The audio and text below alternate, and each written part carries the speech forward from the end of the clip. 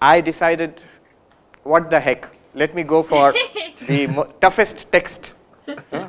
Let's see what happens. We'll take it up as a challenge. Normally we don't.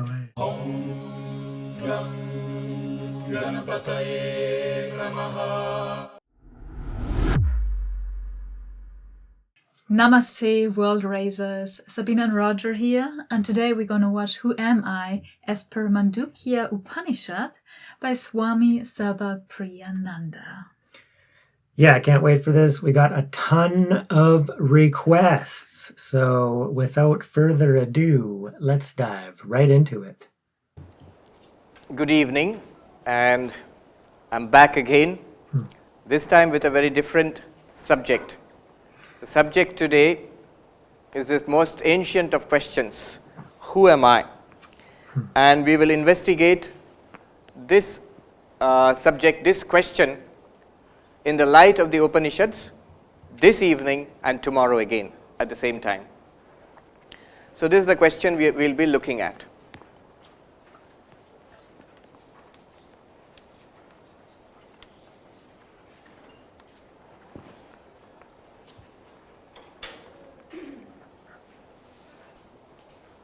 Vedanta is basically the teachings of the Upanishads. Vedanta nama Upanishad pramanam.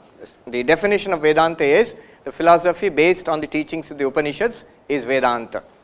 I think most of you are familiar to some extent with Vedanta and the Upanishads.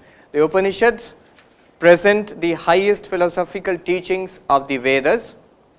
They are among the most ancient texts known to mankind. There is a long list of Upanishads. In fact, in one of the Upanishads called Muktikā Upanishad, we find a list of 108 Upanishads. But among all of these Upanishads, there are some 10 or 11 major, within quotes, major Upanishads. Major, why major? Because Adi Shankaracharya, some 1200 or 1300 years ago, chose these Upanishads to write his commentaries, Bhashyam, on these Upanishads. And these Upanishads basically have become the central texts of Vedanta. So the Vedanta movement you see all over the world, these Upanishads have become the source texts. Shankaracharya interpreted these Upanishads in a non-dualistic fashion, so his teaching is called Advaita Vedanta. That is the context in which we will be discussing all this today. Among all the Upanishads, especially among these major Upanishads, there is one Upanishad which is regarded, which is the smallest of all the Upanishads and also regarded as the toughest, and that is called the Māṇḍūkya Upanishad. There is a saying that Mumukshunam Vimuktaye Māṇḍūkyam ēkameva alam. For the liberation of those who want spiritual enlightenment, Mumukshu, those who want mukti, for them, the Mandukya Upanishad alone is sufficient. So if you read this Upanishad and you are lucky enough to understand what it means and realize what it means as a living reality in your own life, you are free. You don't need anything else. So for liberation, the Mandukya itself is sufficient for those who want liberation, for those who want moksha or spiritual enlightenment. It is the smallest Upanishad. The only 12 mantras are there in this Upanishad. It is found in the Atharvaveda. You all know that there are 4 Vedas, Rig Veda, Yajurveda, Samaveda and Atharvaveda. In the Atharvaveda you find this Upanishad. Among other Upanishads you find this Māṇḍūkya Upanishad. Only 12 mantras. So it's like a small chili which is very hot. Sometimes in Bengali they say dhani lonka. Small chili which is very hot. Sweet. In this Mandukya Upanishad, the most important mantra, the central text is what you have in your hands now, the handout. The 7th mantra. The 7th mantra of the Mandukya Upanishad. This is in fact the core mantra of the entire Upanishad, of these 12 mantras. And this gives a direct answer, the highest possible answer that you can find in our scriptures, in Vedanta. And I have not found any more sophisticated, more profound answer in any of the literatures of the world religions or philosophies which I have come across at least. At least I have not found myself nor has anybody reported anything more profound than this. So Wow. when I was given an opportunity to talk to you, I decided, what the heck, let me go for the toughest text. Let's see what happens. We'll take it up as a challenge. Normally we don't use this in a general gathering. It's usually reserved for those who have studied Vedanta for a long time, and only then you take up this one. But pay attention, and I think we'll all derive a great deal of benefit from today's lecture and tomorrow's also. Tomorrow I'll go further, a little deeper into this text. The Mandukya Upanishad was commented upon by Gaudapada Acharya. Gaudapada Acharya is the guru of Shankaracharya's guru. So Gaudapada Acharya's disciple was Govindapada, and Govindapada's disciple was Shankaracharya, Adi Shankaracharya. So in Uttarakhand, in Himalayas, they say guru or dada guru, grandfather, like that, grand guru. So Shankara's guru's guru was Gaudapada Acharya, and he wrote verses on the Mandukya Upanishad. These verses are called Mandukya Karika. So nowadays when you look at the Mandukya Upanishad, you usually find them in a book called Mandukya Karika. It includes the Mandukya Upanishad plus Gaudapada Acharya's commentary on the Mandukya Upanishad in the form of verses called Karika, plus Shankaracharya's commentary in prose, in Sanskrit, prose, on the original Upanishad as well as the Karikas of Gaudapada Acharya. So this is the book, Mandukya Karika. It has 4 chapters. The first chapter incorporates the Mandukya Upanishad, the original text, as well as certain commentaries given by Gaudapada Acharya. And this mantra is found in the first chapter, in the Upanishad itself. It's the 7th mantra. We will come back to this at the end of the talk. When I learned communication long way back before I joined the order, my communication teacher told me, you should start all talks with a story. So I'll start this talk with a story. About 10 years ago, in the Himalayas, in the high Himalayas in Gangotri, I was staying there for about a month, just like a traditional monk, no ashrama, no school, college, Ramakrishna Mission, nothing, just staying in a log cabin, begging for my food in the Anna Kshetra, and meditating and studying. And staying in the log cabin means not like this. There's no electricity, no furniture, nothing. Just rajai, kambal. On the ground there's a blanket, and 2 or 3 blankets you can put on yourself. And so dark in there at this time because you cannot go out. It's very cold and dark outside. Nowadays they have electricity, but nowadays they even have mobile phones. They have put up a tower nearby, so you can signal there. I saw that happening, by the way. Anyhow, at that time it was so dark. At this time in the cabin it would be so dark that if I wave my hands before my eyes, and I could not make out whether my eyes are open or closed. You cannot see anything. Only sometimes you can see sparks jumping out of your woolen clothes in static electricity from the kambal to your sweater. But anyway, so that was the situation. One day after Bhiksha, I was taking a walk with some of the monks there with whom I had made friends. And this monk, he told me a story. So you can see the setting in the Himalayan through the forest tracks. Deoghar trees are there, pine trees also. And you go through that, you're taking a walk around 4:30 or 5. Dinner is at 4 o'clock. So, because afterwards it's too dark afterwards. And this monk told me a story. The story goes like this. Raja Janak Raja. One day he was asleep, very peacefully sleeping, and suddenly the sentry came running and said, I'll use a mixture of Hindi and English, but I'll translate into English also, because the story was told to me in Hindi. Maharaj ji, uthiye, get up, what happened? The enemy has attacked, we must fight a war. So Janak Raja immediately got up, summoned his generals and his soldiers, and he went off to battle, put on his armor and sword and everything, took his sword and everything, and went off to battle. And there was a fierce battle in which Janak Raja was defeated. He was wounded, he was captured by the enemy, dragged before the enemy king, and the enemy king said, Tumhara rajya ab hamara rajya hai. I have captured your kingdom. Now I will not kill you because you are a king, I will exile you. You get out of this kingdom, it's mine now. what could poor Janak Raja do? He was tired and exhausted and bleeding and depressed. Somehow he started walking, and people in what was his own capital earlier, they refused to give him water or food because they were afraid. They said, the new king is very cruel. If they know we have helped you, he will punish us. After walking for 2 days, he came to the border of his kingdom.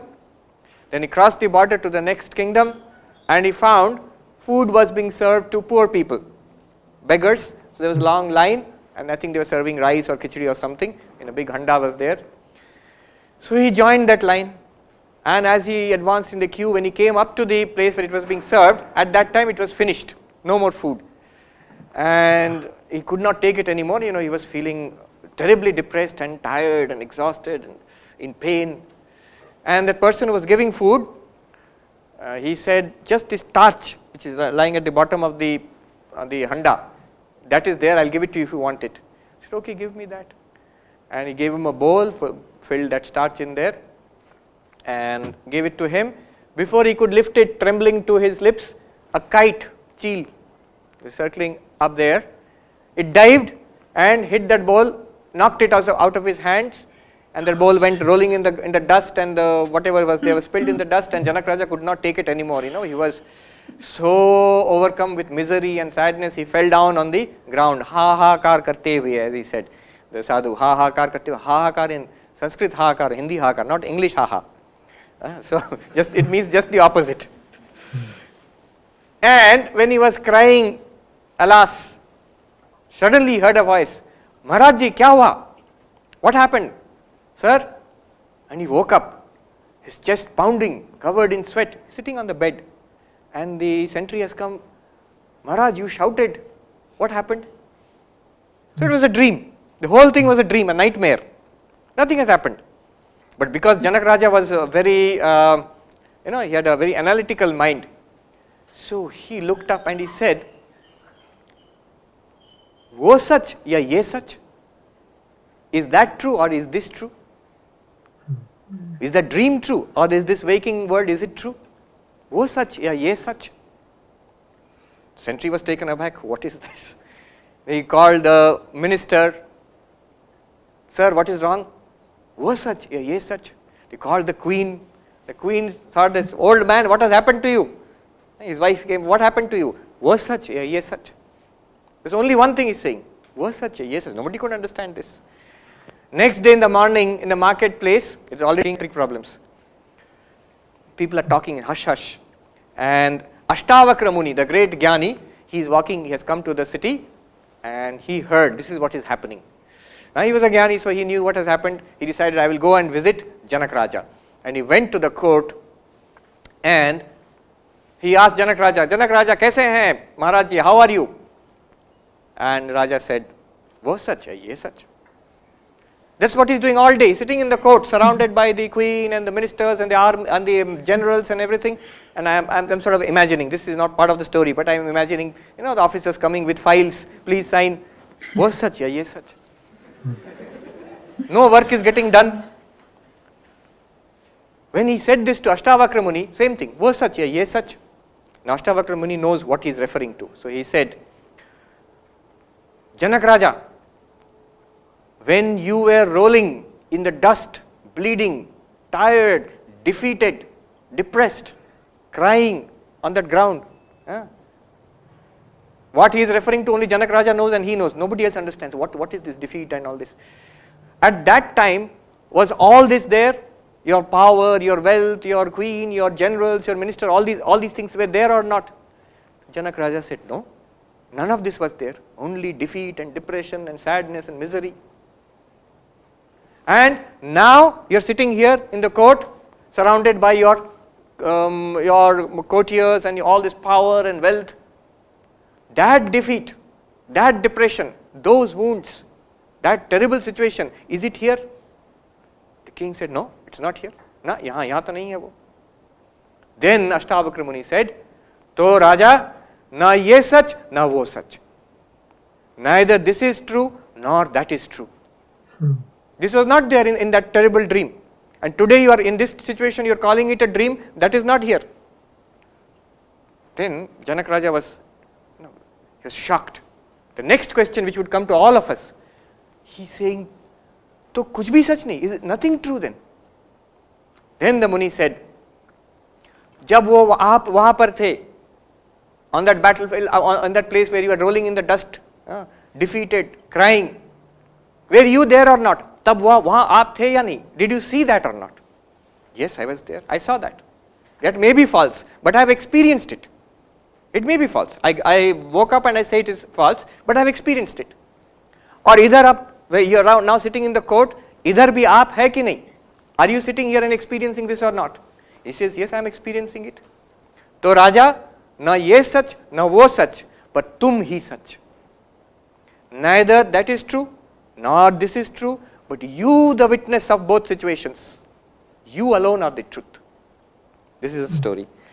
The rest of the lecture, we are going to struggle with this concept and try to understand what is the meaning of this story. The meaning of this story and the meaning of this mantra are exactly the same, but we will see. We will try to understand it. At least intellectually, let's get a grasp on what they are saying. Whether you will be convinced or not, that comes later. But understanding comes first. What he is saying is, I, who am I? The ego. You can put it this way. It's a jumbo duster. Okay.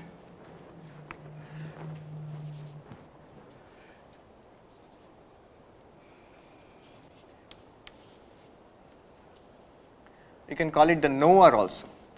Knower. Is it visible or it's too small? Too small. Okay, I'll write a little large. Now you have the waker. Janak Raja, when he was awake,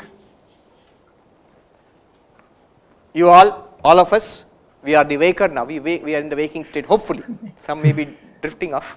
And this waker, what does he or she, what does he experience?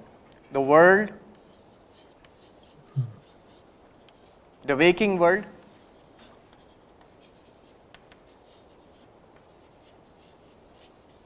I'm just giving this name. The Sanskrit name would be Jagrat Prapancha. So the Sanskrit term is Prapancha. In Hindi also we say Prapanch, ye sab Prapanch hai. The term comes from Pancha. Pancha means 5. The idea was there are 5 elements out of which the world is constructed. Prapancha Prakrishtena Pancha. By the elaboration or mixture of these 5, the entire universe is constructed. Anyhow, the general idea is Prapancha. So the waker sees this waking world. And when Janak Raja was dreaming, or when we dream, he was the dreamer. And he sees a dream world.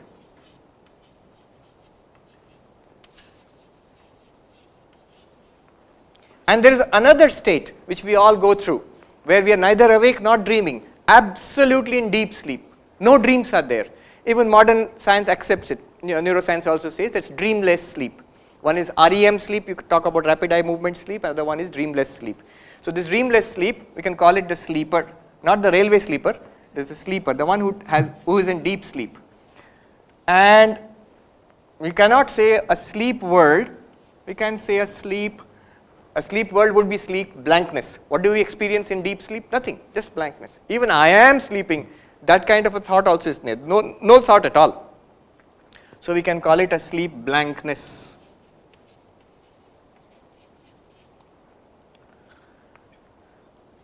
What this Upanishad tells you is that you are not the waker, you are not the dreamer, you are not the sleeper. What you are, the real you, is the fourth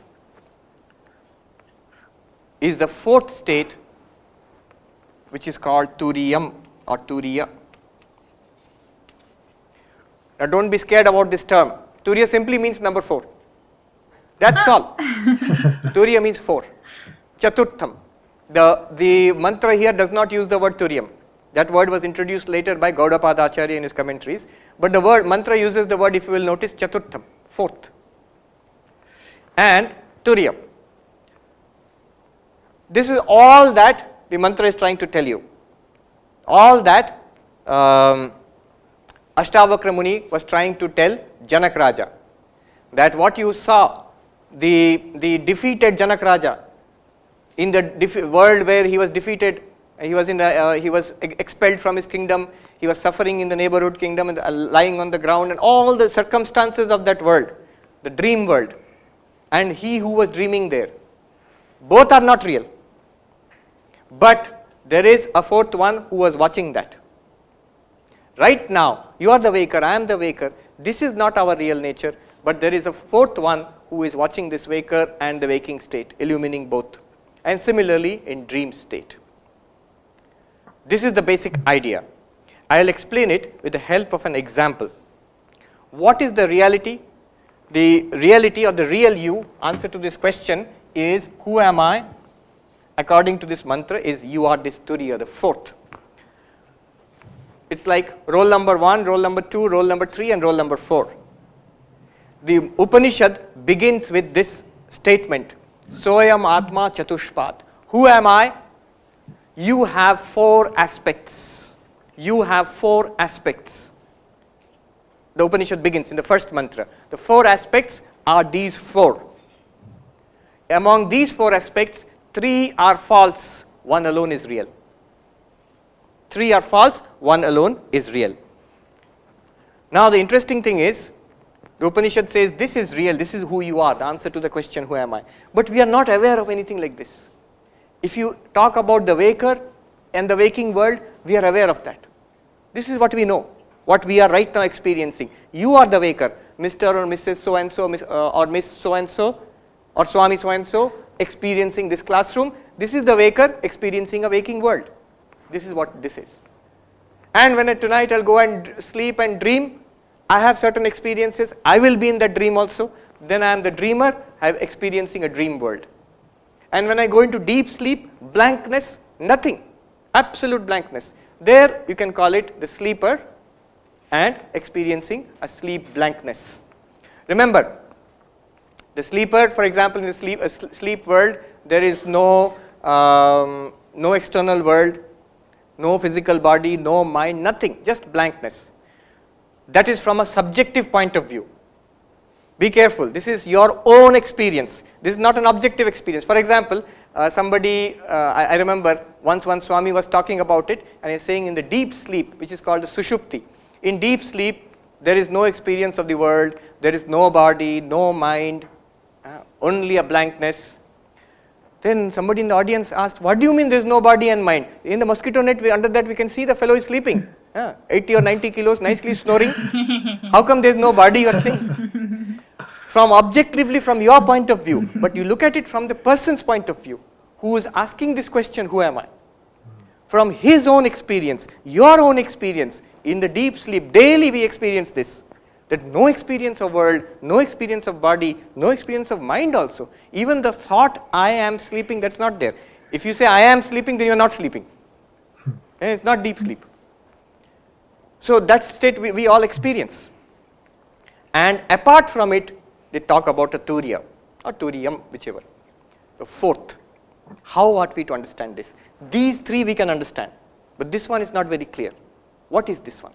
Let's look at it this way. Suppose we have an ornament made, say, a bracelet or a bangle and necklace and a ring. Bangle? What's a bangle? Somebody tells you, these are all golden ornaments. Somebody tells you, these are just names and forms. The reality is the gold. The reality is the gold. It's a golden bangle, golden necklace or golden ring, but the reality is not the bangle, necklace or ring. The real substance is gold. And there's an interesting story about this. One 𝐒𝐩𝐞𝐚, whose business was not going well, he went to take some loan, girvi rakhna. So he took his Ganesha and put it in the pawn shop and he said, you give me some loan. And the jeweler, he weighed it and he said, Ganesh ji ka kya rate doge? This is the rate. This is the rate at which I will purchase the Ganesh statue, or I'll give so much money for that. And Ganesh's Vahan is there, the mouse, the chuha. And the jeweler also weighed that and gave the same rate. 𝐶ेठ ji was furious. क्या करते हैं आप? गणेश जी का जो rate, चूहा का भी वही rate? How is it possible? Then the jeweler said, अरे साहब आपके लिए तो गणेश और चूहा है, हमारे लिए तो सोना ही है. I see it as gold. So I am weighing the gold and giving you the rate of that. So the gold is the reality, the substance. Now if somebody tells you, a person who does not understand what gold is, tells that person that it's not a bangle, necklace and ring are just the names and the forms and the functions, Bangle is something you put here and it's called a bangle. Necklace is something you put here, it's called a necklace. Ring is something you put in your fingers, it's called a ring. But the substance, the reality of all of them is gold only. Now, suppose a person does not understand what gold is. His idea will be that there is some reality called gold apart from all of this. If he throws away all of this and starts searching for gold, will he find it? No. He will not find it. There is no gold apart from these. But if he thinks this is gold, what will happen? The moment somebody comes and melts the bangle down and makes a necklace out of it, he thinks the bangle itself is the gold. When that goes away and is melted down, what will he think? Gold is gone. Gold is gone. He does not understand the new form which has come, necklace, is the same gold. It's the same gold in another new form with a new name and a new function. When that necklace is also melted and put into a ring, it is the same gold with a new name, with a new form and a new function. But the physical reality is the same. Similarly, the idea here is the waker and the dreamer and the sleeper. The reality is that you are the witness of all three states and you are in and through these states. The idea is that there is no fourth separate reality called Turiya. It is the same reality which is now being called a waker in the waking state. It is the same person, same reality, same consciousness which will be called a dreamer in the dream state. It is the same reality which will be called the sleeper in the sleep state. What is the difference between these states? Here we are in a physical body with the sense organs, we are interacting with the physical world, and this is the waking state. So waking state, there is a great preponderance of the physical body and interaction with the physical world through the sense organs, with the indriyas. So here the term they use is bahishchitta, extroverted consciousness, consciousness which is flowing out into the world. The dream world, they are very commonsensical, the Vedantins. They know the dream world is simply constituted out of our experiences in the waking state. So when I go to sleep, whatever I have experienced in the waking state throughout my life, those elements are taken together, made into a 𝐾𝐻𝐸 and comes out as a dream. So there is a dream world which is constructed out of the mind. The physical body is not active there. It's only when we wake up we realize the physical body was sleeping. But I went to Delhi and I did so many things there and came back, and when I woke up I was in IIT Kanpur, but physically I did not go to Delhi. That body was lying there under the mosquito net in the hostel house, wherever. So the dream world is entirely made of the mind. So there they say that the term they use is antah-pragyam, where consciousness is directed inwards, working only in the mind, not externally in the world. And the sleeper, deep sleep, no experience is there except that blankness. When we wake up, we say that I did not know anything, I slept like a log of wood. No external consciousness, no dreaming also, very peaceful sleep I had. That's what we say when we wake up from deep sleep. So the deep sleep is a state of absolute blankness, and the term they use in Vedanta is pragyana ghana. All these terms will come. Pragyana ghana means a mass of consciousness. Mass in the sense there is nothing for consciousness to illumine. There is nothing for consciousness to illumine. It just remains in blankness. All the external world, the dreams, everything is pushed into a mass which is not expressed, which is not experienced there. In a potential state it is there. Why do you say it's in a potential state? Because the next moment when you wake up, everything is back again. Here is the IIT campus and your responsibilities are the same body and the same people all around. So everything is back again into your life. So it's in a sort of potential state, in a dream state. So all of these, according to the Mandukya Upanishad, they are not the reality. The reality is the consciousness in all of them. Cool. Whew. I always knew I was fourth. The fourth state. Yes. So, whew. Very deep, very profound, but very, he's laying it all out, right? So I love it, right?